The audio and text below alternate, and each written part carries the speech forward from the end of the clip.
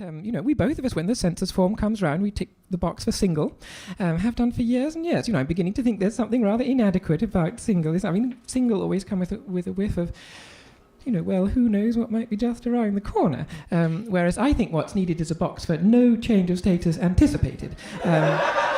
And I would tick that. And I would encourage Angela too as well, but she wouldn't. I know her too well. She doesn't, well, she's so jolly optimistic. It's really, it's heartbreaking to watch. She's always, trying. She does so, I don't know, she's so dreadfully unlucky is the problem. I've never met anybody. She's almost supernaturally unlucky.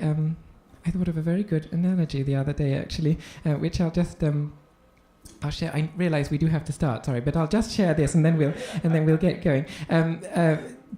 Because I was in an Italian restaurant and having lunch all on my own, nobody else in there at all. And the owner, he came and met me at the door, and then he laid me up a table in the corner. I don't know why. There were hundreds of tables already laid, but perhaps they were for patrons who'd already died. I'm not sure. It was a jolly old-fashioned place. They were still serving Black Forest Gâteau, if you can imagine such a thing.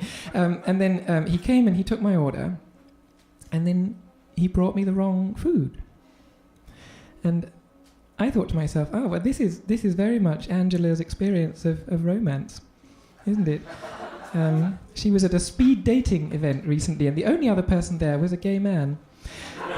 They spent their whole 3.5 minutes trying to work out which one of them got the wrong end of the stick. But that's par for the course for Angela. And now off she's gone, optimistic as you like, off to South America, Argentina, I think it is, after this. A man she's met online, I'll have you know. I said to her, you know nothing about him. He might be fishing or grooming, or I've read about it in the newspaper. And I know it doesn't get any easier. I'm not judging at all. And I know, particularly, I'm certainly no paragon. As one gets older and so on, it gets, I, for example, just the other day, I was in the pet shop. I have to go to the pet shop now, obviously, to look after the rabbit. You have to buy straw and hay and things. It's something I like to do with my godson, actually. He very much enjoys poking the budgerigars with a stick. And there's a man who works there, has done for a while. He's got a lovely big beard, not one of these accidental beards the young people have nowadays, but something he's really spent some time on. And lovely cardigans he wears. Robert, I think his name is. Unless I don't know, unless that's a brand name, it's a badge he wears.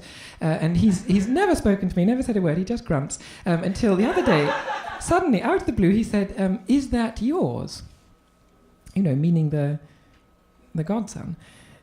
And well, it was only much later that it occurred to me that perhaps he was flirting with me. I don't know. It's so difficult to tell, isn't it?